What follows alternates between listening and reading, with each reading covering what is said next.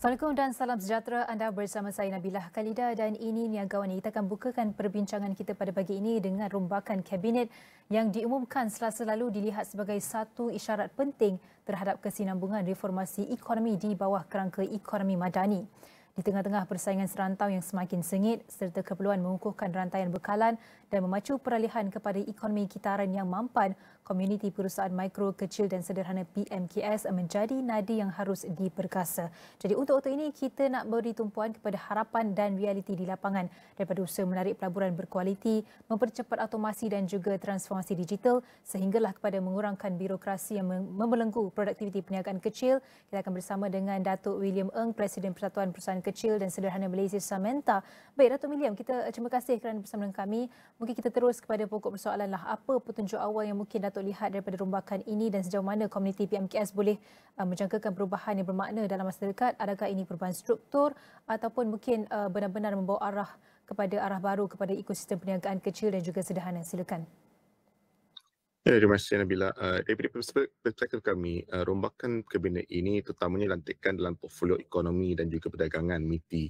Pada saya jelas menunjukkan keutamaan ekonomi negara dalam konteks pentadbiran kerajaan madani ini. Kita ambil contoh Kementerian Pembangunan Usahawan ataupun KUSKOP yang sebelum ini mungkin dilihat sebagai kementerian pelapis atau second tier ministry. Tapi kita lihat Perdana Menteri meletakkan seorang menteri sedia ada dan bukannya menteri baru. Iaitu YB Steven Sim sebelum ini mengalas Kusuma. Pada masa yang sama kita perhatikan pengumuman Perdana Menteri, beliau ada menegaskan KUSKOP ini sebagai kementerian yang menjaga PMKS. Jadi jelas dari situ, dari aturan ini dan apa yang dapat kami baca, portfolio ekonomi sama ada MITI, KUSKOP ataupun KPDN ataupun Kementerian Ekonomi sendiri, dia akan membawa peranan yang lebih strategik dan kepentingan yang saya rasa lebih mendalam dalam 2-3 tahun yang akan datang. Saya rasa kerajaan sedar terutamanya selepas PIN Sabah bahawa cabaran peniaga kecil dia bukan sekadar keluhan tapi kita lihat ada isu survival, isu kelangsungan hidup dan isu ini kalau tidak ditangani mempunyai implikasi yang jauh bukan sahaja peniaga kecil tapi juga kepada ekonomi negara, kepada kos sara hidup, kepada pekerjaan dan pekerja dan juga kepada keharmonian sosial. Jadi saya menyambut baik rombakan kabinet ini. Isyaratnya jelas, ekonomi akan menjadi tonggak utama kerajaan madani dan harapan saya menteri-menteri yang dipertanggungjawabkan akan dapat memainkan peranan mereka dengan efektif dan dengan kadar segera. Dan menjelang PRU 16 lebih kurang 2 tahun, jika kita lihat ke hadapan tahun 2026, mungkin Datuk boleh kongsikan apakah 3 cabaran paling besar yang Datuk jangka akan dihadapi PMKS Malaysia dengan kita akan ada Tahun Melawat Malaysia tahun depan, bermula juga RMK13 dan sebagainya. Jadi sejauh mana kesiapsiagaan kerajaan hari ini untuk menanganinya dan mungkin apa keutamaan dasar yang Datuk mahu lihat agar PMKS benar-benar menjadi penerima manfaat bukan sekadar angka di atas kertas. Mungkin sebagai contoh geran padanan automasi ke ataupun skim latihan teknikal berasaskan keperluan, mungkin apa yang Datuk boleh jangkakan? Ya, baik kita mula dengan Tahun Melawat Malaysia. Setakat yang kami tahu daripada yang dilaporkan oleh ahli kami dalam sektor pelancongan, booking daripada travel agent dan juga FIT pada masa ini amat memberangsangkan. Jadi petandanya cukup bagus bahawa Tahun Melawat Malaysia akan dapat mendukung PMKS kita dalam sektor pelancongan, sektor peruncitan dan juga mungkin sektor hiburan dan pengangkutan. Tapi ada beberapa perkara yang saya rasa agak kritikal, bukan sahaja untuk sektor pelancongan tapi juga untuk PMKS secara keseluruhan, malah mungkin untuk semua perniagaan secara amnya. Pertama, isu kekangan tenaga kerja. Saya rasa ini bukan tahap kepada pekerja asing tapi juga pekerja tempatan. Isunya bukan peluang pekerjaan tapi sama ada kita mempunyai pekerja kemahiran yang mencukupi dan juga sistem yang sedia ada untuk melahirkan pekerja baru. Saya rasa tanpa pekerja mustahil kita merebut peluang yang tersedia apabila ekonomi kita semakin pulih. Kedua dan saya rasa ini penting adalah tekanan kos dan produktiviti khususnya dari segi gaji, otomasi dan juga pematuhan peraturan. Tanpa lonjakan produktiviti yang saya kira eksponensial dan bukan setakat gradual improvement, PMKS kita akan terus terperangkap dalam isu margin rendah dalam perniagaan mereka. Dan cabaran ketiga pada saya ialah keupayaan PMKS kita untuk menyertai rantaian nilai ataupun value chain yang lebih tinggi dan bukan sahaja membekal barangan ataupun perkhidmatan yang berkos rendah, tetapi bagaimana kita dapat mendapatkan sokongan teknologi, sokongan otomasi daripada kerajaan, akses kepada pembayaran yang tepat dan juga mungkin dasar industri yang jelas supaya PMKS dapat menyertai value chain yang lebih tinggi. Jadi dari segi kesiapsiagaan kerajaan, saya nampak ada niat dan inisiatif, tapi pelaksanaannya pada saya masih belum cukup pantas dan bersepadu untuk skala cabaran yang akan datang. Jadi harapan saya dalam 2-3 tahun ini, kerajaan dapat mempercepatkan sokongan kepada PMKS untuk menghadapi cabaran-cabaran yang saya namakan tadi. Baik, itu antara cabaran-cabaran apabila terutama kita bercakap soal tahun 2006, ada tahun Mak Malaysia dan sebagainya. Tapi dengan harapan yang disebutkan Datuk itu tadi, hari ini kita lihat ramai menteri dan juga kementerian menyatakan komitmen untuk membantu PMKS seperti 4 portfolio yang disebut Datuk sendiri, seperti Kuskop, Ekonomi, MITI dan juga Sumber Manusia. Tapi adakah ini satu kekuatan ataupun sebenarnya berisiko mewujudkan pertinihan dasar dan juga kuasa, dan apa peranan kritikal masing-masing dalam memperkasa ekonomi madani untuk PMKS secara khususnya? Ya, ini soalan yang saya rasa sangat penting. Pada prinsipnya kalau kita ada banyak kementerian yang nak bantu PMKS, ini adalah petanda yang baik. Jadi satu kekuatan dan menunjukkan PMKS kita diiktiraf oleh kerajaan sebagai tulang belakang ekonomi. Namun dalam ertinya saya rasa ia berisiko menjadi kelemahan jika tidak diselaraskan dengan baik. Di hari ini kita nampak memang ada pertidihan skim dan program antara kementerian yang berbeza. Kita nampak ada mesej yang berbeza dan juga kita nampak ada agensi yang bergerak dalam silo masing-masing. Walaupun kita ada majlis usahawan dan PKS yang dipengerusikan oleh Timbalan Perdana Menteri sendiri, tapi hakikatnya saya rasa ini tidak selesaikan isu tindahan dasar ataupun tindahan peraturan. Apa yang kita perlukan adalah salah satu hala tuju yang jelas dan konsisten. Tak mengira daripada kementerian ataupun kerajaan negeri ke apa, tapi kita perlukan satu hala tuju yang semua orang boleh ikut. Dan pada saya hala tuju itu adalah bagaimana kita dapat mengurangkan kos menjalankan perniagaan serta meningkatkan kemudahan dan kecekapan urusan perniagaan. Jadi isunya cost of doing business dan juga ease of doing business. Isu lain seperti produktiviti, otomasi, pendigitalan, pengetahuan, pembiayaan dan sebagainya saya rasa boleh disusun dan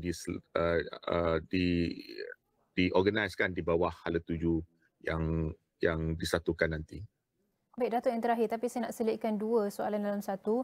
Mungkin daripada pengalaman Datuk, ada kalau masa dari segi perspektif ataupun konteks usahawan itu sendiri dan ada dalam kalangan PMKS tersebut, adakah wujud kekeliruan di peringkat PMKS yang siapa buat apa, yang skim ke mana yang benar-benar relevan. Jadi adakah Datuk berpandangan bahawa Malaysia kini perlukan satu pusat penyelarasan PMKS yang lebih jelas, bukan sekadar banyak inisiatif tapi satu hala tuju yang konsisten dan mudah diakses, dan dengan kemunculan menteri-menteri baru ni mungkin apa bentuk kepimpinan yang Datuk harapkan? Mungkin lebih pantas buat keputusan ataupun lebih mendengar industri? Ya, saya daripada pengalaman kami memang wujud kekeliruan di peringkat PMKS. Ramai usahawan dia tidak berapa jelas skim mana yang bagus untuk mereka, kementerian mana yang diperlu consult dan sebagainya. Jadi isu ini memang agak serius dari segi kekeliruan. Saya rasa kalau kita daripada menteri-menteri yang baru ini, saya rasa kepimpinan yang tegas dalam membuat keputusan yang terbuka mendengar industri ataupun keluhan dan juga cadangan daripada industri, dan juga yang berani menilai semula dasar lama dan lapuk adalah penting untuk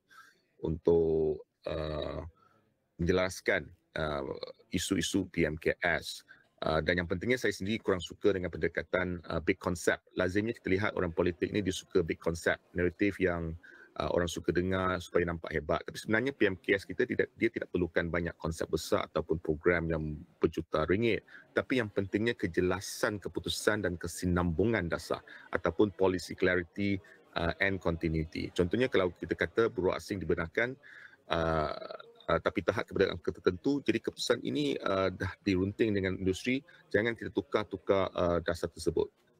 Tahun ini boleh, tahun depan tak boleh, sektor ini boleh, sektor itu tak boleh dan sebagainya. Saya rasa ini yang tidak diperlukan oleh PMKS kita. Jadi kita jelas selepas rombakan ini, kalau PMKS kita masih berdepan isu yang sama, isu kelulusan lambat, dasar berubah-ubah ataupun terlalu banyak agensi, maka mestinya jelas tidak ada arah baru. Jadi yang kita harap daripada pimpinan baru ini, dia akan dapat penyelesaian yang lebih baik dan dasar yang lebih fokus kepada produktiviti dan juga yang pentingnya pelaksanaan yang lebih tegas. Jadi jelas bahawa keutamaan dasar dan juga pelaksanaan yang cekap akan menentukan sama ada PMKS menjadi pemacu sebenar ekonomi madani, dan ini terutama menjelang PRU16 untuk yakinkan bahawa PMKS ni bukan sekadar disebut-sebut saja tapi benar menjadi keutamaan negara. Jadi terima kasih diucapkan kepada Datuk William, Presiden Samenta, dan semuanya akan kami rangkumkan dalam semua platform digital Astro AWANI dan juga astroawani.com.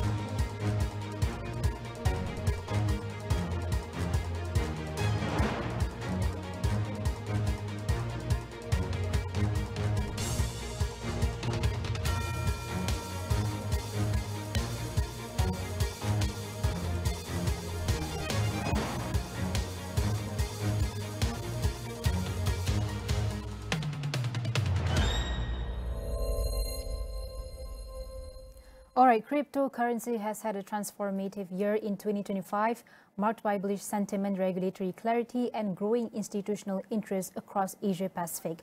As Malaysia's crypto market matures, questions around adoption, taxation, and innovation are shaping the next phase of growth. So joining us today is Aaron Tang, the General Manager APAC at Lunar Malaysia, to unpack the key trends driving the industry, explore the outlook for 2026. All right, Aaron, firstly, we see that the market dynamics and the institutional outlook. In your recent commentary, you noted a bullish outlook for Malaysia's crypto market in the second half of 2025, with institutional appetite rising globally. So to what extent is Lunar preparing for a sustained institutional inflow, and how close are Malaysian family offices and also corporates to mainstream crypto adoption, please? Morning, Nabilah. Thank you for having me. The question around sustained institutional inflow and how close Malaysia offices and corporates are.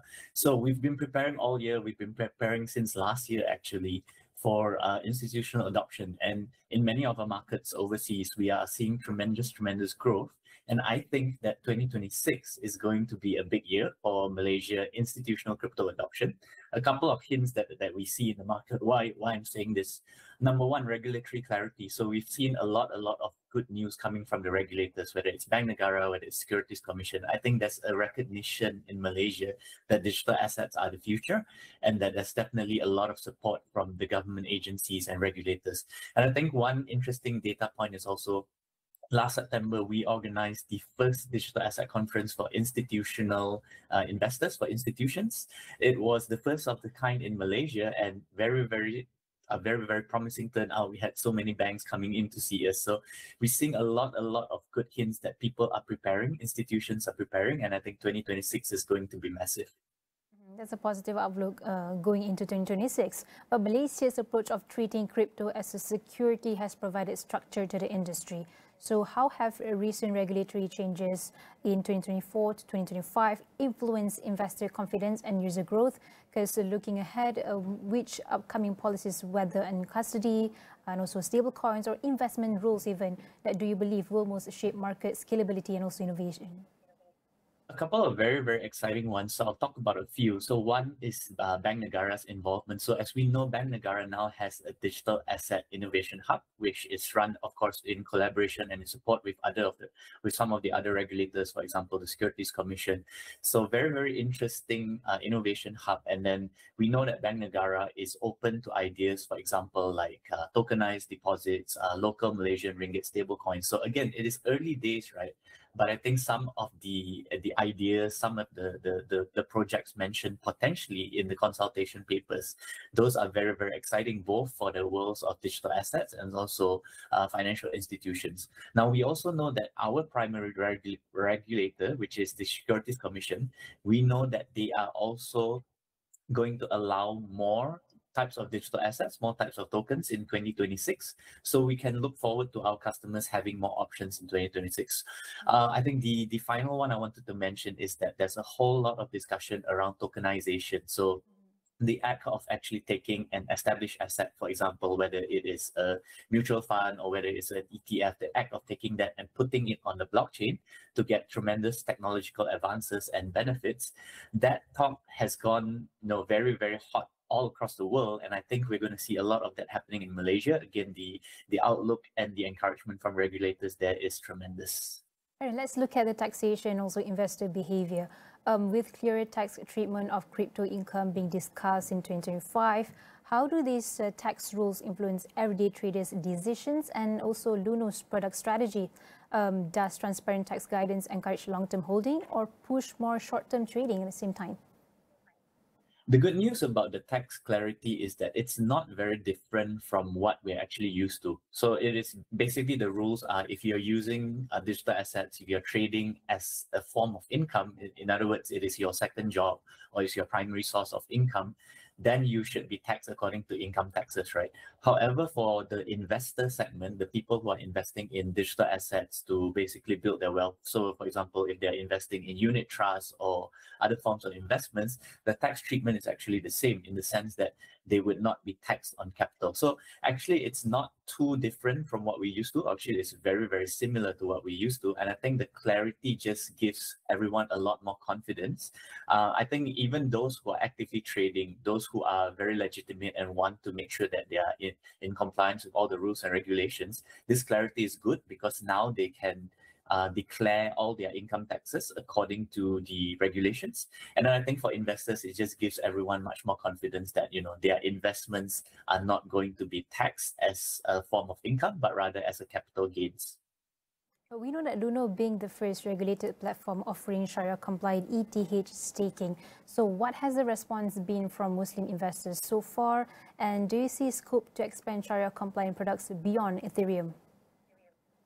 We've been very, very encouraged by the support actually from our Muslim investors. And I'll just put that into numbers. So before we launched the Ethereum staking certification by our advisors, Sharia certification by our advisors, that was roughly 1 year ago. And since that 1 year, we've seen the amount of staked assets go up by roughly 30%.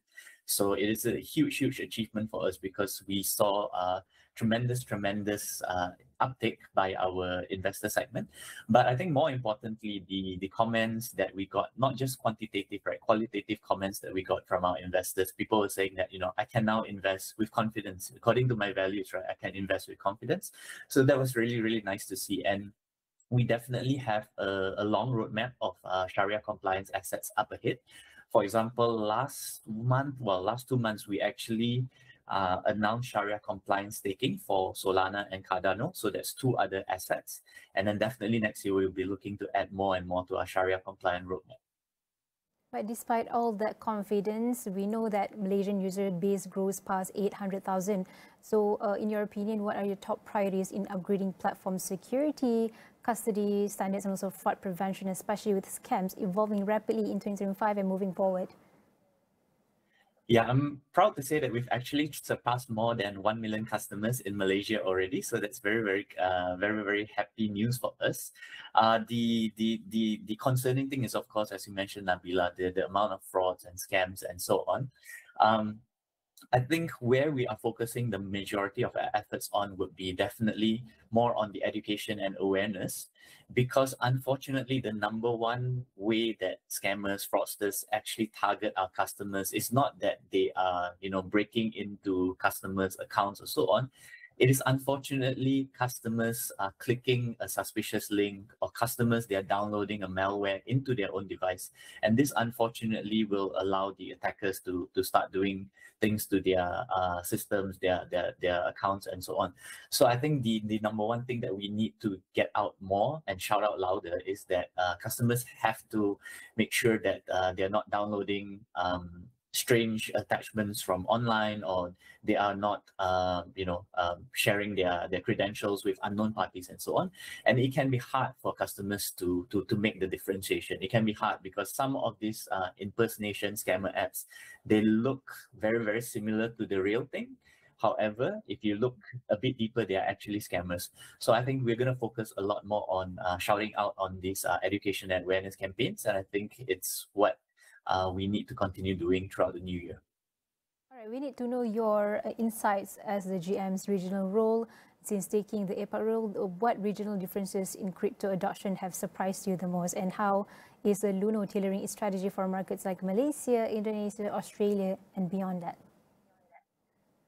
It's quite interesting because every market has its own character. So, for example, I'll differentiate maybe in Malaysia. Malaysia is very much more of an investor market. So there are a lot of people who are buying and holding, price goes up, price goes down. You may see sentiments, comments, but you actually see a lot of people just holding their digital assets. So they're in it for the long term. And I would say that that's the majority of Malaysian investors. Now, if you go to a market like Indonesia, for example, the market there is very much more, I would say, a trader market. So people are very actively trading. And they're not just trading Bitcoin, Ethereum, they're trading some of the more exotic and interesting coins as well. Now, if you look like a country like Australia, Australia is very much a first world country. So the behavior is that more of, again, an investor market.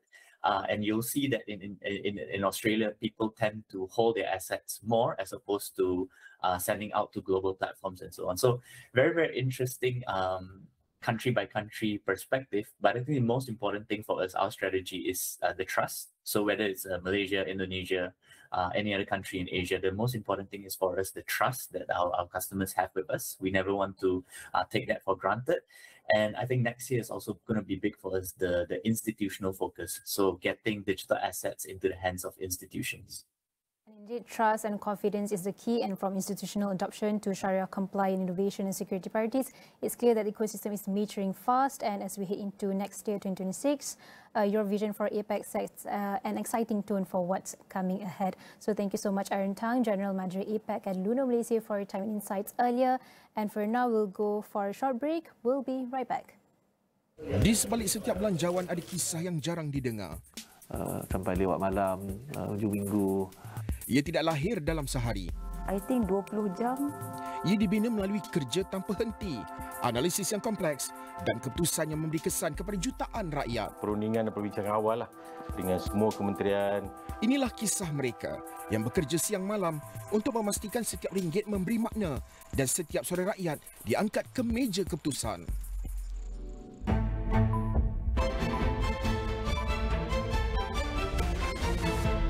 Essences melembutkan dan menyelatkan semula rambut anda dengan 100% pati tumbuhan sebenar seperti minyak argan dan aloe. Menutrisi secara mendalam untuk rambut lembut dan berkilat semula, bebas daripada paraben, parafin dan pewarna. Herbal Essences. Kini anda boleh stream hiburan tanpa henti dan Netflix hits dengan Astro One.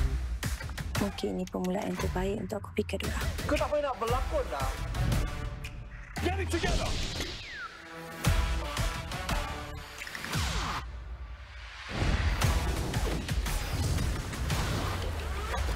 빨리 가야 돼. 내가 어떻게 하다가요? 너한테 유혹당했거든. She will be mine. Today we fight for our future! This thing, it ties us together forever. Dapatkan Astro One Entertainment dan Netflix pada harga istimewa di aplikasi My Astro sekarang.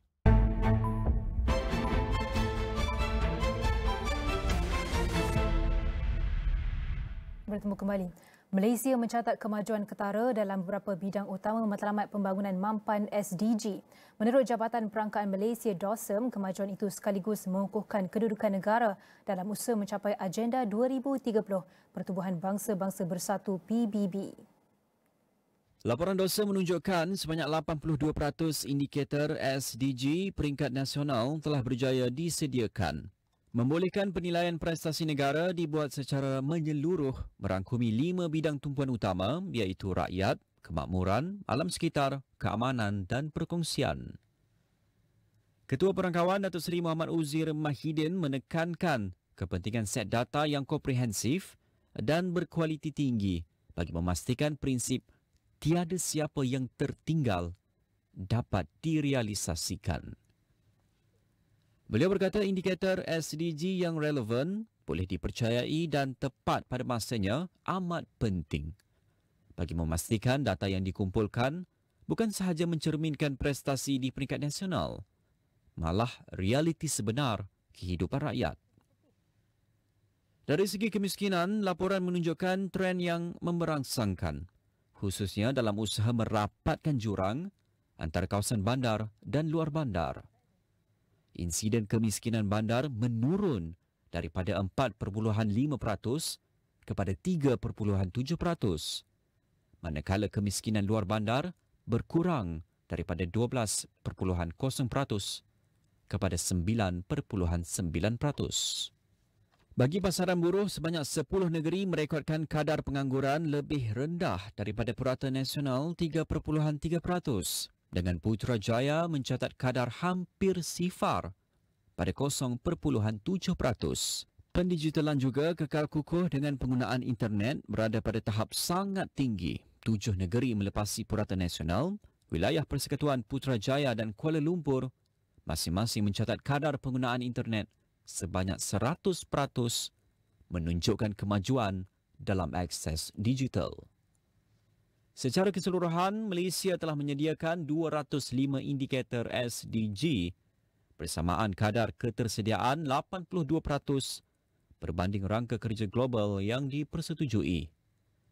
DOSM menegaskan pencapaian ini mencerminkan usaha berterusan untuk menutup jurang data sejak laporan pertama diterbitkan pada 2018. Air Borneo menegaskan komitmennya untuk mengekalkan tambang penerbangan yang adil dan berpatutan di seluruh rangkaian perkhidmatan udara luar bandar ketika ia bersiap sedia untuk memulakan operasi sepenuhnya susulan pengambil alihan Maswings. Dalam satu kenyataan, Air Borneo berkata semua laluan yang dikendalikan dalam tempoh awal operasi adalah di bawah rangkaian ras sama seperti laluan yang kini dikendalikan oleh Maswings dan meliputi Sarawak, Sabah serta Labuan.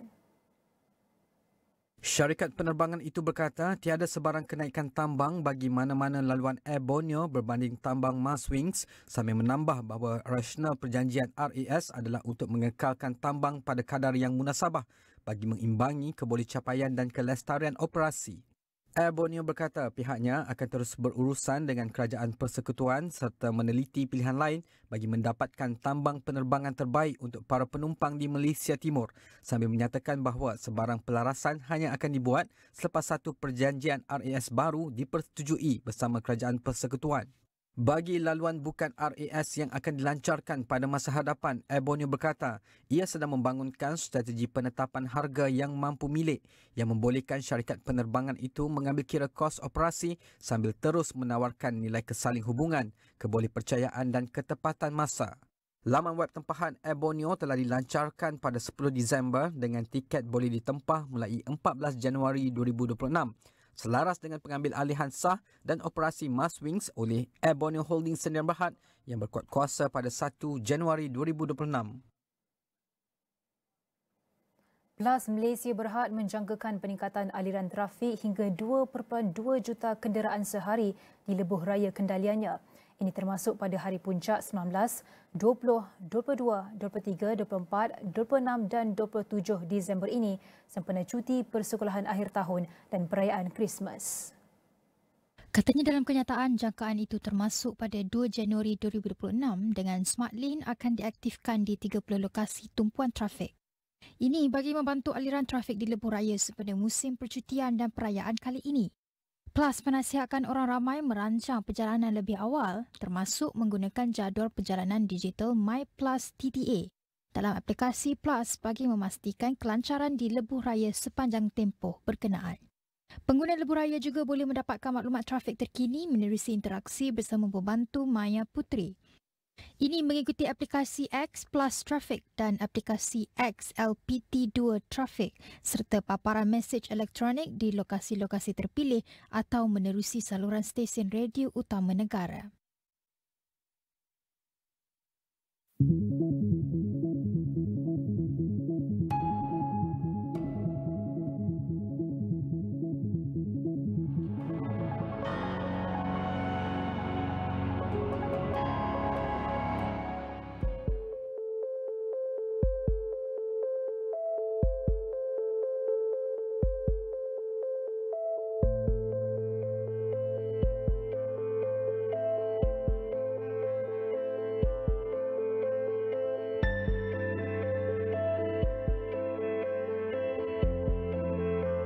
Like most economists, I have been introduced to the concept of growth early on in my undergraduate studies.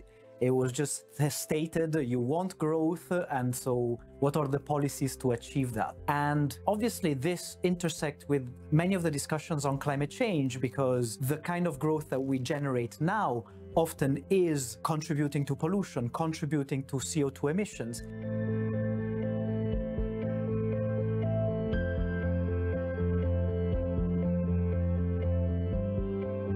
We often say, that we need technology, and that one of our greatest strengths as a species is to come together in groups and develop new ways of doing things, making more things available. Well, actually, that is just another way of saying economic growth.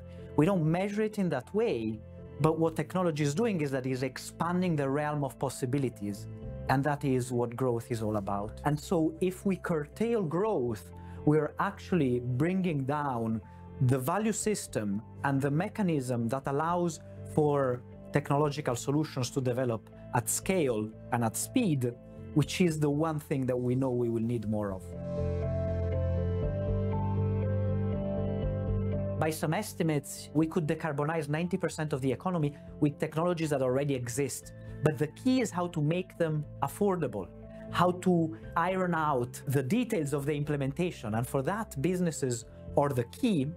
And often we have a discussion about why businesses should do this in the interest of humanity or to do good. But actually, the message I'm trying to get across, which is something that appears also in the new World Economic Forum report on an equitable transition, is to say this is in the interest of business themselves. There is an interest in being a pioneer in these technologies, in being a pioneer of sustainability, and this will be in the interest of your bottom line. Perhaps not today, perhaps not tomorrow, but I'm not talking in 2050, 2100. I'm talking within an investment horizon. We have to move from a context in which everything, directly or indirectly, is contributing to CO2 emissions to a new type of economy that goes eventually to net zero.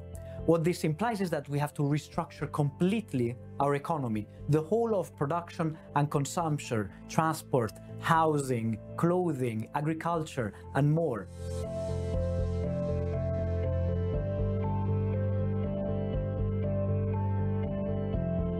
There are parallels in history when this has been the case, and these are industrial revolutions. In one way, you could say that this is a good news because it shows that this has happened before and so that it is possible. The bad news is that we know that this has generated a lot of anxiety. This has generated a lot of social tensions.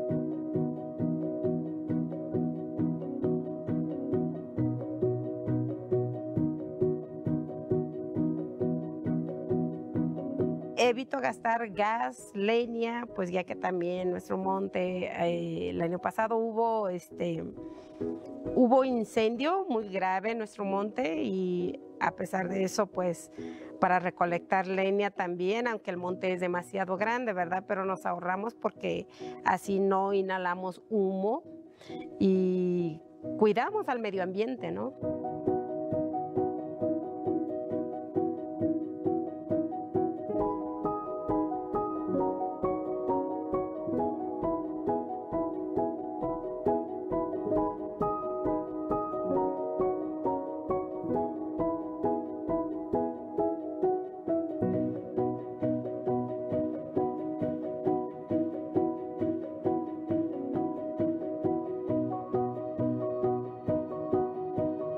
Podemos usar ese sol extremo que estamos sintiendo en este momento y todos los días que hay sol a nuestro favor, en el sentido de que vamos a cocinar con ese sol intenso, vamos a cocinar con esa luz que es nuestra fuente de calor y que nos va a ayudar a producir nuestros alimentos. De esa manera estamos ahorrando combustibles fósiles, de esa manera estamos contrarrestando también ese mismo calentamiento global, aprovechándolo.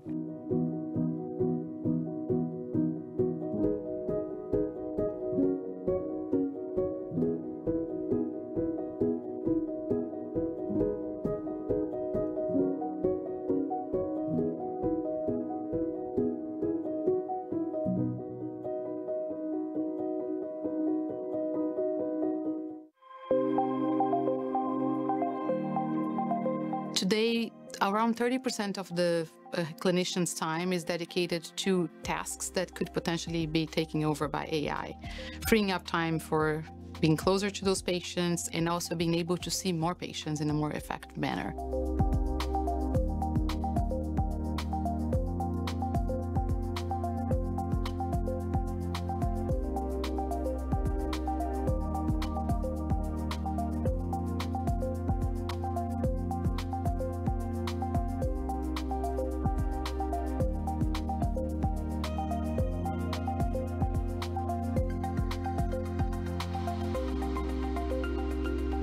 Today, you have hundreds of data points coming from different types of parameters, imaging, lab data, history. AI can definitely help to bring all this information together in a speed that human brain may not be able to do so. So allow physicians to do a more precise assessment of that patient and define the better treatment.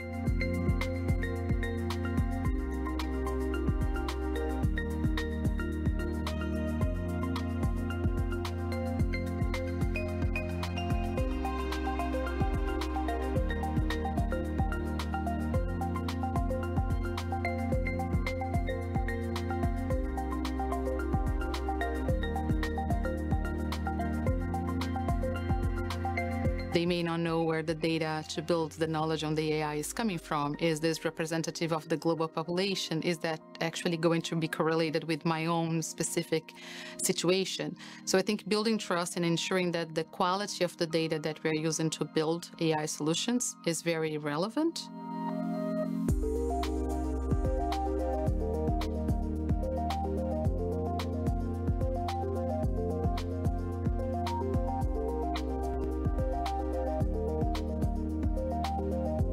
The quality of the AI is as good as the data that we use to build it. So we will need to use open sources, good quality data that is actually offering the right diversity in population, in conditions for us to be able to build safe and responsible AI. So in my view, it's a partnership that will require multiple stakeholders.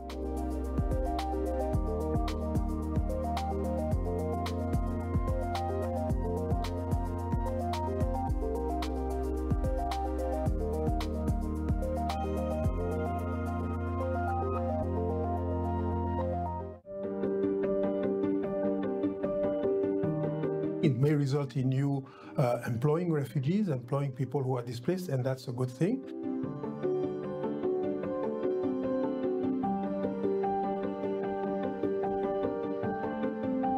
The number one issue is the massive increase in the number of displaced persons that we've seen over the past 10, 15 years. And that increase means that there are more and more internally displaced persons and refugees, and less solutions.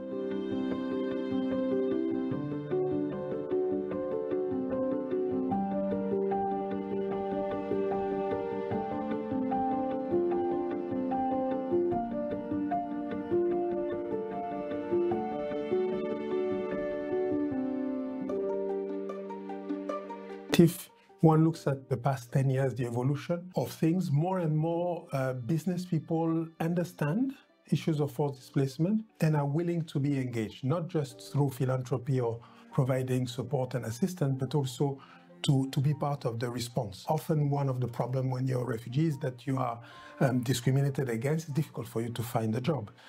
So more and more businesses understand that and make an extra effort. We're working with them to make sure that we can de-risk investment, that we can introduce them to places where they would not necessarily have thought that business was possible. We're not necessarily asking about charity. We're also asking that you provide services in places where there are displacement.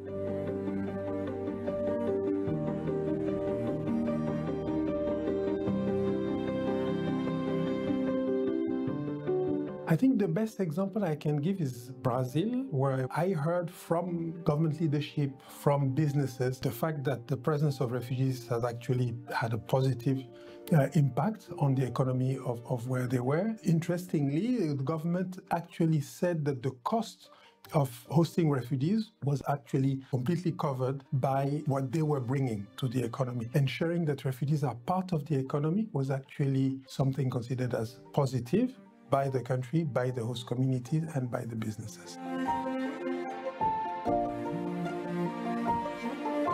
A better understanding of the fact that humanitarian assistance is not an end in itself, and that we have to try as fast as possible to move from situations where people are dependent, humanitarian assistance, to a situation where they are self-reliant. Of course, it requires time, it requires a lot of partnership from various actors, but that's what I would say is clearer now than was 20 or 30 years ago.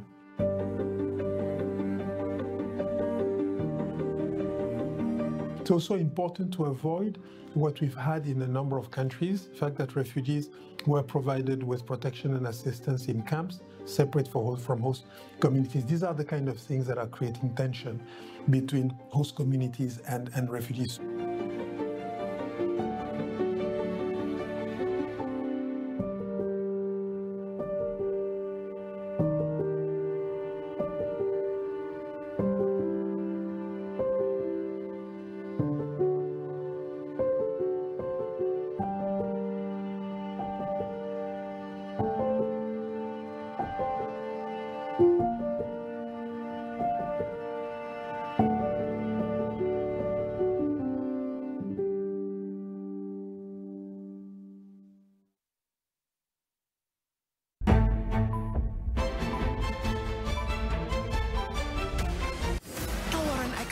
Untuk pelanggan Astro, add-on View Premium hanya RM4.99 sebulan. Stream hits Asia terkini. Kami memang perempuan dari neraka. Dan rancangan view kegemaran anda sepanjang hari dengan Astro. Awak nak masuk dalam hati saya. Semua ini hanya RM4.99 sebulan. Add-on View Premium melalui My Astro app. You khianati I. Baby, please. Kifara atas dosa lalu. Hei, Hana tu berpuluh kali ganda lah lebih elok. Masih kalau Han tak pertahankan rumah tangga Han. Abah duduklah dengan Mama. Abah bincang dengan Mama, okey? Awak boleh jamin ke yang Hana tu tak akan terima Zakwan balik? Astaghfirullahalazim, awak. Apa boleh cakap macam tu? Saya tak nak awak dekat dengan anak saya. Anak saya ni? Kita jangan berkawan lagi. Bahagia yang tertangguh di Astro Ria dan Astro Go.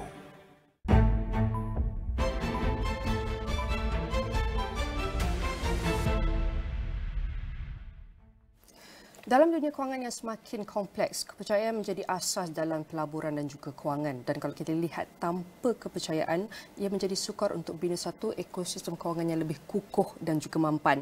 Hari ini kita akan bincangkan bagaimana peranan pemegang amanah bukan sahaja untuk melindungi kepentingan pelabur tapi juga untuk menyokong sistem pertumbuhan ekonomi. Dan sudah bersedia dalam studio untuk bercerita lanjut adalah Encik Zainuddin Suhaimi, Ketua Pegawai Eksekutif Amanah Raya Trustees Berhad. Saya nak ucapkan terima kasih. Encik Zainuddin, apa khabar? Baik, alhamdulillah. Terima kasih. Apabila kita bercakap mengenai perbezaan di antara peramanan korporat dan individu serta, mungkin boleh kongsikan perbezaan ini dan bagaimana untuk kita memahami peranan Amanah Raya Trustees Berhad sehingga kini. Okey, terima kasih Ina. Terima kasih kepada Astro peluang telah diberikan kepada Amanah Raya Trustees Berhad. Pertama sekali kalau kita bercerita pasal perbezaan antara amanah individu dan peramanan korporat, berbeza dari segi tujuan dan skopnya. Kalau amanah raya individu diwujudkan untuk keperluan peribadi seperti perancangan harta pusaka, penjagaan anak bawah umur dan pengurusan aset keluarga. Manakala kalau peramanan korporat pula, amanah itu ditubuhkan oleh syarikat ataupun institusi kewangan di dalam menguruskan dana pelaburan. Kalau kita cerita pada dana pelaburan ini, konteks amanah raya trustee adalah unit trust. Itu adalah satu contoh dana pelaburan. Begitu juga dengan sukuk. Sukuk ini satu bentuk instrumen yang diwujudkan oleh korporat di mana ia memerlukan pemegang amanah. Dan selain daripada sukuk, atas tanah dan aset korporat.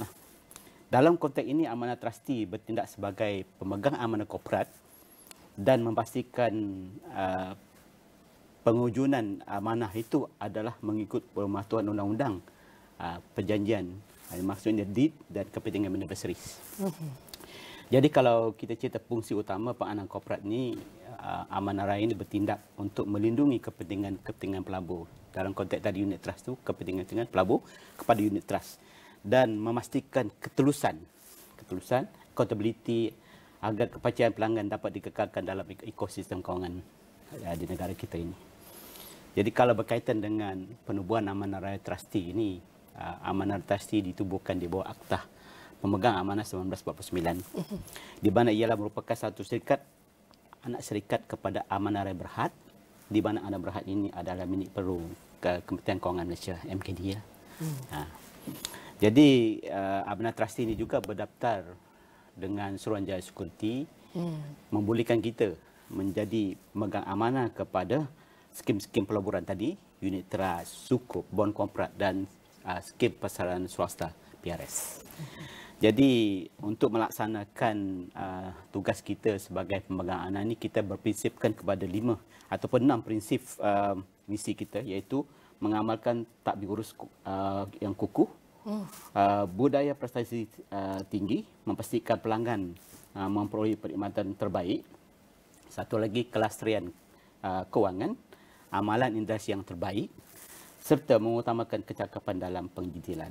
Jadi buat masa ini, amanah trustee ini memberi satu perkhidmatan kepada skim pelaburan korporat yang saya cakap tadi, unit trust, skim pasaran swasta, amanah raya tanah, REIT, kita panggil REIT, dan juga penjagaan custodian services, dan akhir sekali yang terkini, amanah telah menawarkan satu yang kita panggil akaunan dana, dalam bahasa Inggerisnya dana fund accounting. Ini yang kita tawarkan kepada klien-klien korporat kita buat masa ini. Terima kasih. Baik, ini adalah perbezaan antara peramanan korporat dan juga peramanan individu, dan sudah tu kita sudah melihat bagaimanakah perjalanan dan bagaimana Amanah Raya Trustee telah menjalankan peranannya. Betul. Dan sejak ditubuhkan pada tahun 2007, apakah antara pencapaian utama yang telah kita dapat saksikan oleh Amanah Raya Trustee sini? Okey, terima kasih Nina. Bercerita dengan pencapaian ini, secara tidak langsung kita telah menempuhi satu detik-detik kompetitif, maknanya persaingan yang sengit dengan pesaing-pesaing kita dalam industri. Walau bagaimanapun, Amanah Trustee ini telah berjaya mengekalkan kedudukan di pasaran, di mana kami memegang setakat ini lebih 250 tabung skim unit amanah CIS, merangkumi 20% daripada pasaran saham yang kita ada ketika ini. Dan ini adalah satu pencapaian yang signifikan dalam pasaran yang kompetitif ini. Dan satu pencapaian yang signifikan ini mencerminkan keyakinan para pengurus-pengurus dana di luar sana terhadap keupayaan ART untuk melindungi kepentingan pelabur. Berkaitan dengan nilai aset yang kita jaga sekarang, Amanah Raya telah berjaya dan menguruskan melebihi 370 bilion ringgit aset. Satu angka yang agak signifikan. Yang mana 370 bilion ini menterjemahkan 55 ke 60 pasaran saham yang telah dipegang oleh Amanah Trustee. Dan ini juga adalah satu pencapaian yang signifikan yang mana ialah memberi satu kepercayaan yang tinggi kepada pelanggan, yang dibeli oleh pelanggan kepada kita sebagai pemegang amanah dengan melaksanakan tugas yang amanah dan cekap. In term of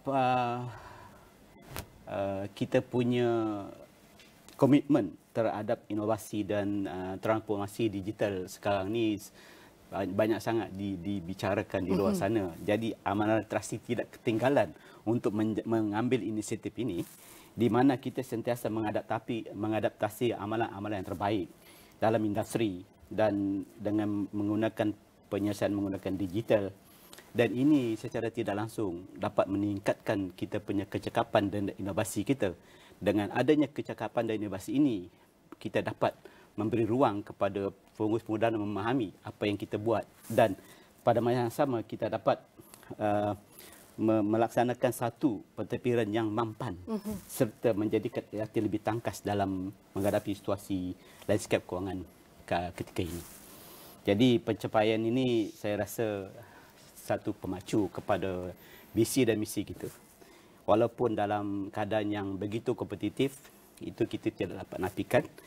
Sebagai pemegang amanah yang terkemuka di Malaysia ini, kita sentiasa menjadikan satu penyelesaian amanah korporat yang terbaik kepada pelanggan serta penjagaan yang menyeluruh bagi produk-produk yang ada di pasaran moden ketika ini. Itu saja buat masa saya boleh komen, Nina. Ini adalah pencapaian yang sangat membanggakan Encik Zainuddin. Ya, kalau kita betul. lihat, saya nak ucap tahniah juga kepada Encik Zainuddin yang telah mengemudi, telah memimpin perjalanan Amanah Raya Trustee sehingga kini. Ya. Kita sudah pun memahami bagaimanakah Amanah Raya Trustee menjalankan peranannya, memimpin perjalanan ini. Dan kita tahu ia tidak mudah sejak 2007. Dan apabila kita melihat sepanjang perjalanan ini 2007, kita ingin juga meliti bergerak ke hadapan. Apa antara yang akan menjadi antara trend-trend utama yang akan membentuk industri pemegang peramaнаhan korporat ini di Malaysia terutamanya dalam tempoh 5 tahun yang akan datang? Mungkin boleh kongsikan gambarannya. Okey. Terima kasih, Nina. Okey. Ini juga sentiasa kita bincangkan di pihak pengurusan moving forward plan. Apakah industri kita ni relevan dengan industri yang ada sekarang. Jadi salah satu skop yang kita dapat kena pasti ialah perkembangan teknologi digital. Yang mana digitalization adalah satu perkembangan yang terbaru di Malaysia ini. Ia menjadi satu tuntutan untuk kita untuk bersaing dengan apa yang diperlukan oleh pelanggan. Satu inisiatif untuk kita lihat peringkat Amanah Trustee ini ialah digitalization. Dan untuk itu saya sendiri telah inisiatif untuk menubuhkan dalam struktur organisasi digitalization department yang untuk memacu kita ke arah itu. Jadi dengan adanya digitalisasi ini, ia adalah satu keperluan untuk kita, dan buat masa ini kita telah melihat penyimpanan aset digital adalah satu bentuk yang perlu kita terokai under Amanah Raya Trustee Berhad. Dan untuk itu inisiatif yang kita buat ialah dengan mengadakan dipanggil MOU dengan satu syarikat yang telah diluluskan oleh salah satu yang diluluskan oleh Suruhanjaya Security, yang mana syarikat ini akan membantu kita macam mana kita nak memperkembangkan dan bagaimana kita menawarkan satu bentuk peramanan korporat berkaitan dengan digital asset. Itu salah satulah. Dan berkaitan dengan ini, of course lah, amanah trustee ini memang begitu committed untuk maju ke depan dengan menawarkan perkhidmatan yang memberi ke pelbagai pihak, termasuklah pengurus dana, GLC, lepas itu institusi kewangan Islam, badan-badan kebajikan serta agensi kerajaan dan swasta. Dan ini akan menjadikan satu asas bagi pertubuhan pasaran modal yang mampan dan menyeluruh di Malaysia ini. Jadi dengan gabungannya kepakaran kita dalam pemahaman korporat selama 5 dekad ini, saya rasa tidak ada masalah bagi pihak amanah trustee untuk menerokai serta menawarkan kepakaran dan tadbir urus mantap dan digital inovasi. Dan kami begitu yakin industri pengamanan korporat ini menjadi satu yang lebih berdaya saing masa depan dan lebih inklusif dan mampu untuk memberi kepada nilai tambah kepada pengurus-pengurus dana di luar sana lah.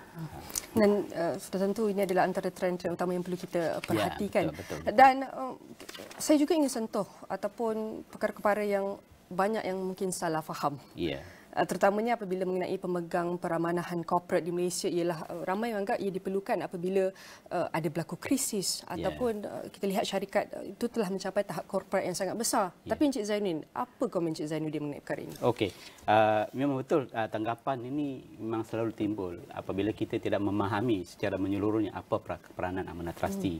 Jadi ramai yang berfikir peranan pemegang amanah ini anda relevan untuk syarikat-syarikat senarai di bursa saja ataupun urusan-urusan kewangan yang besar dan kompleks. Tapi sebenarnya tidak. Khidmatan pemegang amanah ini penting untuk semua pemain industri. Kita boleh menjadi pemegang amanah kepada syarikat individu, syarikat persendirian, badan-badan kerajaan, korporat dan syarikat SPV lah. Pun kita boleh jadi pemegang amanah. Dan ia memastikan tadbir urus yang baik dengan mematuhi undang-undang pengelolaan aset yang telus dan perlindungan kepada pihak-pihak yang berkepentingan. Jadi dengan cara adanya engagement, selalunya RT amanah trustee menangani masalah ini, kita akan buat engagement. Dalam tahunan kita akan banyak buat engagement dengan syarikat-syarikat persendirian ini dan kita akan menerangkan apakah fungsi-fungsi pemahaman korporat ini kepada diorang, apakah relevan untuk diorang, supaya diorang memahami apakah peranan kita. Dengan adanya engagement ini, secara tidak langsung kita dapat memberi satu pendidikan kepada mungkin bakal-bakal klien kita lah. Dengan cara engagement ini, ia akan dapat memastikan pihak-pihak ketiga ini dapat faham kita punya perkhidmatan yang begitu proporsional, bebas, we are free, maksudnya independent, and also berkecuali, dan dalam kita memastikan integriti dan ketulusan dan accountability. Itu adalah key sebenarnya, ada kunci kita sebagai pemegang amanah ini mesti ada integriti, ada ketulusan dan accountability. Dan benda-benda macam ini yang kita akan terangkan kepada bakal-bakal klien kita. Jadi maknanya kita tak khusus kepada individu atau korporat saja. Jadi tanggapan ini kita atasi dengan adanya kehadiran pemegang amanah ini. Secara tidak langsung, dia akan dapat mengurangkan risiko dan salah urus serta mengelakkan konflik dalaman dan meningkatkan keyakinan pelabur. So, matlamat ART adalah untuk memastikan setiap amanah yang diuruskan dan dengan tanggungjawab, profesionalisme yang ada dan integriti yang ada atas apa yang kita zahirkan dalam surat ikatan amanah yang kita akan sign atau tanda tangan dengan bakal-bakal pelanggan ini, agar industri kita lebih terjaga dan sebagainya, dan organisasi akan lebih tersusun, patuh undang-undang dan dipercayai. Yang penting confident from the public lah, basically. Betul. Kerjasama itu sangat penting untuk kita, bukan sahaja untuk meningkatkan lagi satu integrasi, tapi adalah untuk meningkatkan kesedaran, tingkatkan pendidikan dan memahami apakah keperluan yang diperlukan dalam melaksanakan perkara ini. Akhir sekali Encik Zainuddin, bagaimana Amanah Raya Trust ini melihat peranan pemegang saham dalam menyokong pertumbuhan ekonomi secara keseluruhan? Okey, apabila kita memberi perkhidmatan sebagai pemegang amanah kepada pengurus-pengurus dana, kepada sukuk dan sebagainya, secara tidak langsung kita telah menyumbang kepada pertumbuhan ekonomi. Jadi peranan pemegang amanah semakin penting sekarang ini dalam memastikan pertumbuhan ekonomi yang stabil, So ART memastikan semua skim pelaburan instrumen, pasaran modal dan aset yang diuruskan mematuhi undang-undang serta amalan tabir urus terbaik. Seterusnya meningkatkan keyakinan pelabur dan menggalakkan amalan aliran modal.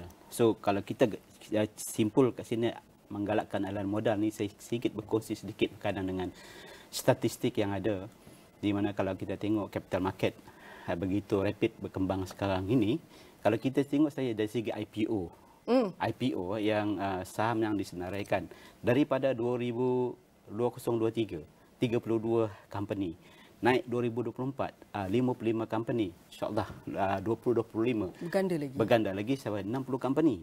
Jadi syarikat-syarikat seperti ini memang adalah yang mana pengurus dana akan melabur kepada syarikat-syarikat seperti ini. Dan apabila kita menjadi pemegang amanah, secara tidak langsung kita akan memegang aset-aset ini. Begitu juga dengan sukuk. Kalau kita lihat pertumbuhan daripada 2020 sebanyak lebih kurang 5% bertumbuh sekarang ini.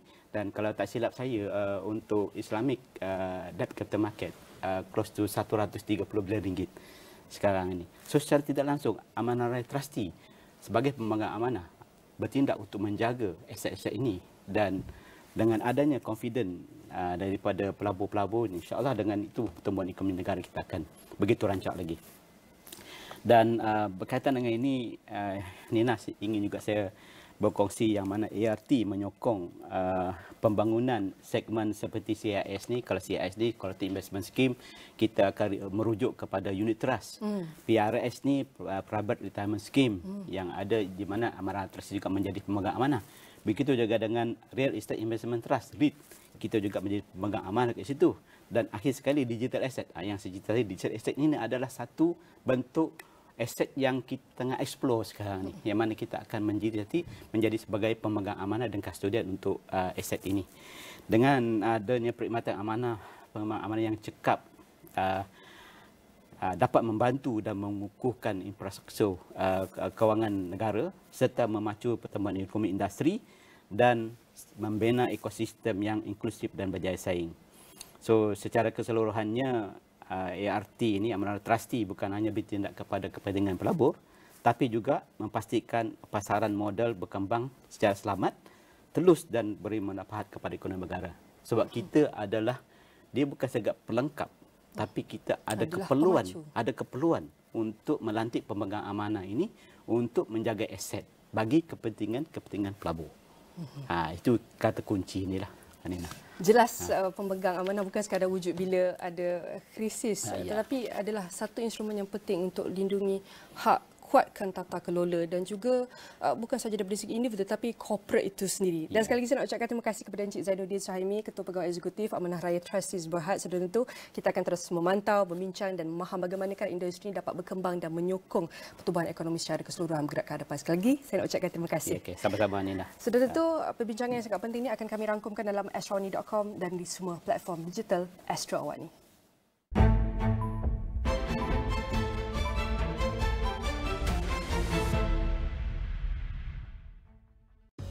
Tariffs on imports of products from China reaching up to 145%. Tariffs on the rest of the world are sitting at 10%, with the potential for reciprocal tariffs to be reimposed within 90 days. Kunjungan rasmi Presiden China ke Malaysia ini menunjukkan komitmen kedua-dua negara untuk meningkatkan hubungan diplomatik ke tahap yang lebih strategik.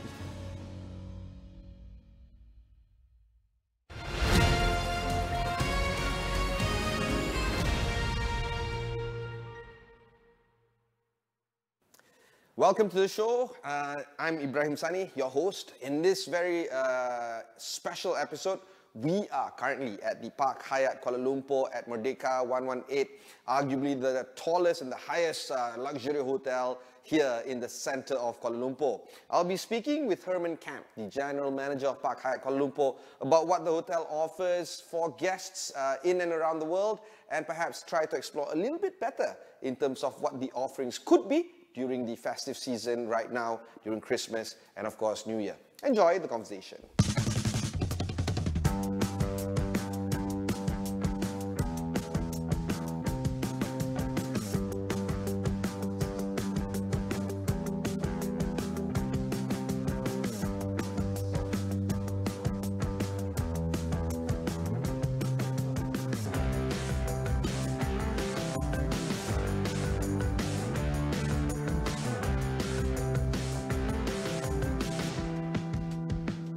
So, congratulations on the launch, and it's been 3 months, but of course, even in that short 3 months, there's a lot of things that has happened in Kuala Lumpur and therefore with Park Hyatt. Talk through us through the opening and until right now, how has Park Hyatt been faring? Absolutely. So we opened up the 7th of August, right? So we opened this up the 7th of August until now, so that's about 3 months so far. And so far, so good. Of course, any opening comes with its challenges. We have to take a look how we operate. We have to take a look if our operations is going smoothly. There's always things to tweak, especially in the beginning.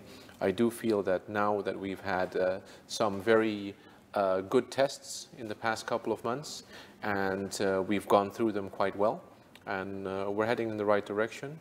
Sorry, I just have to ask you. Sure. How does one open a hotel like Park Hyatt? I mean, are the crew trained? Are they from somewhere and then you import them in, or are they also fresh? How does that, like, talk to us through the inside of the hotel? Combination.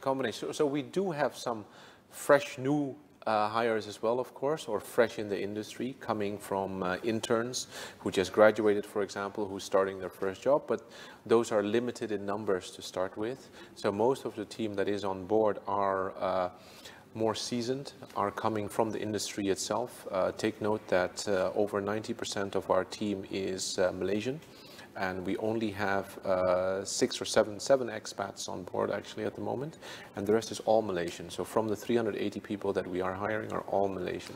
So, you know, you open the hotel, you know everything is supposed to be there, and there's some teething issues. As per normal, you open anything, there's going to be some issues, and I'm pretty confident that you're resolving those issues, but at the same time, you're also training people.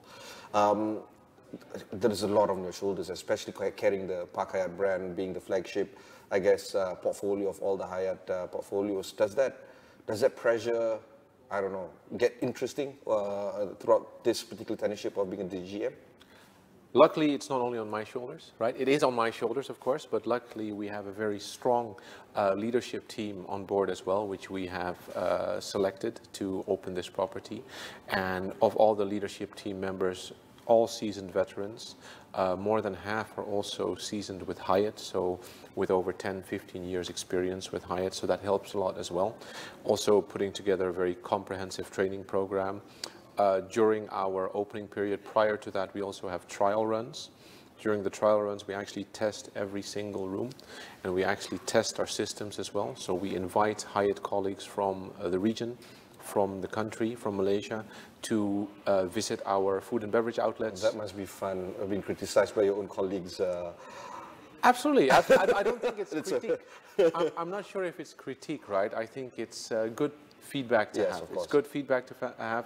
And that's the only way how we can learn. Yes. That's the only way we can learn. And they mean well, I'm pretty sure. Absolutely. And they want to raise the bar even higher. Absolutely. So there's a few questions I want to get through with you. The first is, why does Park Hyatt choose Kuala Lumpur as the next property to open, and why is it here in Merdeka 118? So it's not really a choice from only Hyatt. I think it's a combination, right? So PNB, who is the owning company of Merdeka 118, who is the owning company of the hotel as well, they had a selection procedure who they would like to have as their operator, and Hyatt pitched the best story. And Park Hyatt pitched the best story. So we came to an agreement that there would be a cooperation between PNB and Hyatt International, and the brand that was chosen was Park Hyatt. Of course, because of Merdeka 118 being such an icon, being such a culturally significant building, we also wanted to make sure that the hotel choice selected in there was our most luxurious brand. And of course, the segment that you're focusing, I presume it would be luxury segment, business traveler. How do you view market segments, and which area of concern that you want to market yourself to? So definitely the luxury segment, and definitely corporate business as well. The higher end corporate business coming in, there is a good mix coming in into Kuala Lumpur in general, right? Because Kuala Lumpur being the capital of Malaysia, also connectivity here as a connectivity hub, Kuala Lumpur is excellent. So we can see that there's a lot of luxury travel coming in. and a lot of corporate travel coming in. If you take a look at the regions where it's coming from, Singapore is very, very strong. Other Southeast Asian countries such as Thailand, Taiwan, and also with the work that Malaysia has been doing in the past years with regards to visa-free waivers from China, from Taiwan, but also recently from India, right? That helps the tourism industry coming in as well. And there is a luxury niche market in all of these markets. The luxury space is, of course, a very unique space. You can't, well, we can't actually equate, say, for instance, regular hotels with the luxury space. But in this area that you are in and you're operating in, there's only a few competitors that will rival, I guess, your brand. So how do you differentiate yourself from one particular property over the next, considering that these are very highly discerning individuals with high taste and they have a specific idea of what they expect? It's a pretty competitive space, no? It's a very competitive space, but it's also a very niche space, right? And I think the key thing there is what kind of service you deliver, what kind of personalized service you deliver, what kind of service touches you have, and how you distinct yourself with your product and combination of services provided. So now that it's the Christmas season, and of course with New Year's around the corner, a lot of guests are looking at some options in terms of how they're going to celebrate both Christmas and New Year's. What would be some of the Park Hyatt offerings that you can share with us today? Well, this is going to be our first, right? So we're looking forward to come in with a bang. Right, so we do have a very bespoke, unique offering going on. We have our signature restaurant, Merdeka Grill, which will be serving a set menu, 6 and 7 course for Christmas Eve, as well as a set menu for New Year's Eve as well. Then we have our park lounge, which is more family orientated. So we have family activities and children's activities going on as well. And that is going to be a Christmas Eve and Christmas Day brunch. So that will be our offerings in terms of food. Then we have cacao, we will be having our New Year's Eve offering. We will have a New Year's Eve party as well. We'll be opening till early in the morning, which will be a fantastic event as well, where, of course, you will have the best views of all the fireworks. I bet. Even right now, as we look outside, the view is going to be stunning. We have a clear view of the KL Tower, KLCC. I mean, it's just going to be stunning. So on a clear day, you can see Genting from here as well, which is very fantastic. Let's also talk about how things have been since opening until Christmas. You know, for somebody like me, I probably go through some sort of anxiety dealing with a lot of these guests, high-profile moments. But at the same time, for Park Hyatt, this is your everyday thing. During ASEAN, I'm pretty sure it was pretty hectic for you as well. I think the US delegation was here. Maybe you can share with us what was the situation at Park Hyatt and how did you entertain the guests then? Well, ASEAN, of course, was a big event here in KL and big in Malaysia. I do think that how Malaysia set that up was very, very well done. It was an excellent event and had a lot of benefits for a lot of hotels in KL. We were lucky enough, indeed, to get part of the US delegation, which is fantastic. Trump didn't stay here? No, Trump did not stay here. So we did do very well during that time period. And it's about liaising with the different parties, making sure that all arrangements are done. There's a lot of added security measures, of course, when it comes to delegates, whichever delegates you may have, and as well as a lot of extra arrangements and last-minute requests, which we have to deal with. Yeah, I'm very sure that's not easy and not fun, I guess, to deal with these. It's not easy. It is fun. So there is a difference. I do think that there's a difference there. It is a lot of fun. Dealing with high-profile guests, dealing with delegates and things like that, because it gives our team a challenge as well. And I do think that how we performed during that time, we passed with flying colors. I'm pretty sure. I mean, is it fair for me to say this? If you hear nothing in the media regarding your service, that's actually quite awesome. Is that a fair kind of way to look at things? That is in partly fair, but what we appreciate even more is that we've gotten several written compliments with regards to our performance during ASEAN, but also the feedback that we've gotten from the market has been exceptionally good during that period. But then that comes hand in hand with Park Hyatt, which brings me to the man running the show. I'm sure there's no school of GM for Park Hyatt that exists on the planet. So what does it take for one to be a GM? Tell us about your career. Well, there's no school for a Park Hyatt GM, of course. There is luckily several great hotel management schools around the world. I'm half Dutch, half Indonesian, and I was lucky enough to go to a hotel management school in The Hague in the Netherlands, where I had a great education, and that's where my career started, right? So my interest for hospitality has always been there. My father owned several restaurants, was always in hospitality, worked for the cruise ships for 20, 30 plus years. So has always been around hospitality. So it's in your blood, I suppose. I guess it's in my blood, yes. And then becoming a GM, and after that, I think growing as a GM comes with experience, right? You learn from your mistakes, and you will make mistakes. The key thing is how do you learn from it, and how do you grow from that? That's the key part here. You need to grow, you need to learn, but at this stage in your career, you need to also share and coach and inspire. Do you think that the younger generation of today has what it takes to be in the hospitality business? You know, we always complain. I'm a parent. We always complain, oh, kids these days are like this. They're not during my time. We used to say those kind of things. But how does it translate into the business of hospitality, where you got to think about the customer first before anything else? Well, definitely in this generation, I'm sure there's going to be excellent general managers and excellent hospitality experts around, right? I do think, though, that the market has changed a lot. Education has changed a lot. And the mindset of the younger generation is very different than what was in my time or in our time, right? So I do think that the main thing now is that we will have to adapt to and be able to pivot to what is relevant now.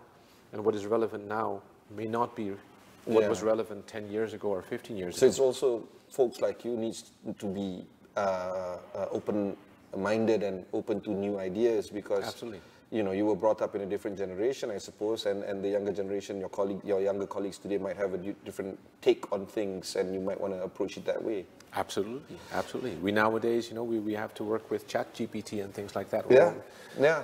And even a couple of years ago, we didn't know what that was, right? But sometimes you need the personalized note, right, from the GM. Absolutely, and we still do. If I pay that kind of amount, I expect that kind of service.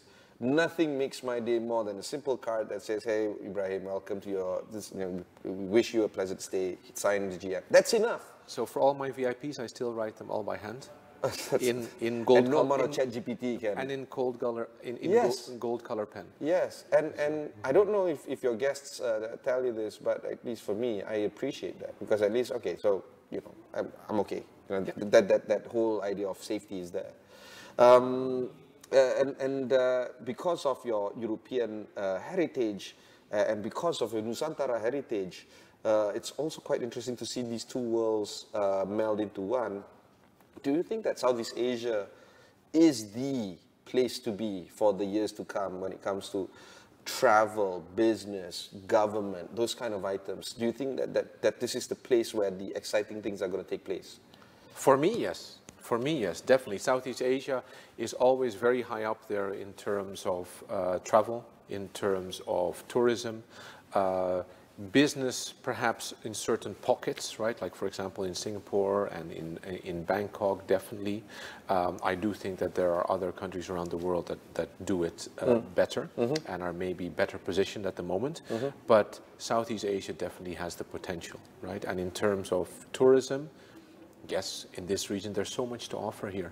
And what you see as well, what Malaysia is doing next year with the Visit Malaysia year, I think that will be fantastic for Malaysia. I think that will really drive Malaysia forward, moving forward as well for next year. And I do think a lot of the country and a lot of hotels will benefit from that. Jadi, kita coba sedikit ya. Bapak bisa ngobrol bahasa Indonesia? Boleh. Oh, cerita sedikit Bapak tentang dari mana Bapak datang dan membesar dan kulturnya, bagaimana bedanya di antara Indonesia dan juga di Belanda. Bisa Pak. So ibu saya dari Indonesia, dari Bandung sebenarnya, dari kota kecil namanya Tasikmalaya. Itu famous tuh di Malaysia itu. Sebabnya Malaya. Tasikmalaya betul. Dan bapak saya dari Belanda. Dan saya tinggal di Indonesia untuk 17 tahun. Saya tinggal di Indonesia. Saya lahir di Bandung. So SD, SMA, SMP segalanya di situ. Betul. Tapi sekolahnya sekolah Belanda sama sekolah Amerika, sekolah So internasional. ada bahasa yang ditutur di sekolah itu bahasa Belanda, English of course, dan juga bahasa ibunda. Bahasa ibu dari ibu saya. Dari ibu saya. So bahasa Indonesianya saya dapat dari ibu saya. Dan ibu masih menetap di Bandung ya? Masih sehat dan masih di Bandung. How do you see the culture of Indonesia and Malaysia shape up? We were once one, and of course, because of our history, we have some sort of shared origins, but we are a little bit diverse. But clearly, this is what my takeaway is. Every time I go to Indonesia, the level of hospitality is really, really awesome. I mean, a simple restaurant at a shopping mall, for instance, it's as simple as that. And I don't think I can get that same of service here in Malaysia. How is that transpiring into culture of service, between these two countries? There are very distinct similarities and very distinct divergences between Indonesians and Malaysians. If you take a look at the similarities, both people are very, very kind people, are very, very accommodating people, and also are very well spoken in how they interact. I think the biggest difference between Malaysians and Indonesians is that both are hospitable. However, Indonesians are more forthcoming in that sense. So if you take a look, for example, if you go to a hotel and you want to check in Indonesia, they will, out of nature, go in front of their desk and come to you and say, like, how can I help you? So you see someone needs assistance with their luggage, they will jump and they will go directly. A Malaysian is also just as friendly and will help you in just the same way. However, they will not go to help you with the luggage unless you ask them. So in that way, they respect your space. Exactly. So it depends on how you look at it, because both are very, very friendly. It's just a very different approach towards that added attention. Let's talk about the numbers of Park Hyatt. How many rooms do you have? What kind of rooms do you have? And what kind of features that people might want to think about when they want to stay at Park Hyatt Kuala Lumpur? So 252 rooms. Of those 252 rooms, 28 suites. What we'd like to highlight here at Park Hyatt Kuala Lumpur is that when you come up the escalators and into the hotel, we are creating an experience of coming home, of coming into a Malay kampung home. That's why a Malay kampung home traditionally is on stilts, so that's why you go up the escalators and then into a more homey area. Then you come up to our reception, where you open up into a porch area, and then you come into our Park Lounge restaurant, which opens up into your kitchen, the kitchen of a traditional Malay house. So we have several different distinctions there. And as well, what we made sure of is that throughout the hotel, there are very particular and specific cultural Malaysian aspects in the hotel. So we have batik panels, which are depicting Malaysian batik. Over 50% of our art is local art pieces and locally crafted pieces. And throughout the hotel and in the room, there are touches of Malaysian architecture and art. Let's talk about some of the art that is interesting and you want to share, including this one, I suppose. Yeah. So yes, so this is a depiction of the wow kites in Malaysia, right? So when they make the wow kite, so this is referring to a wow depiction of the kites translated into the lamps. So the art pieces are like that, I suppose, Yes. where there's a lot of Malaysian elements as well. Is this the same that you carry with other properties of Park Hyatt around the world? So, what I mean is the local blend of the various properties. I'm not so sure if we would say local blend, but normally every Park Hyatt worldwide will have some local connotations throughout the hotel, but it is normally not as apparent. It is very in the background, and you'll have to focus on it and experience, and then you will see that that's the local touches that they have there. Fantastic. Final words that you want to share before we conclude our conversation? I would say come and give us a try, right? Come and give us a try. It's definitely worth an experience. We have a lot going for us in terms of rooms, in terms of views, but also in terms of offerings for our F&B, but also our spa, our infinity pool on level 99, as well as our event spaces. Fantastic. Thank you very much, Harapan. You're very welcome. Thank you. Thank you. Thank you. That was my conversation with Herman Camp, the General Manager of Park Hyatt Kuala Lumpur. Until then, thanks very much for watching. Merry Christmas and have an excellent, happy New Year.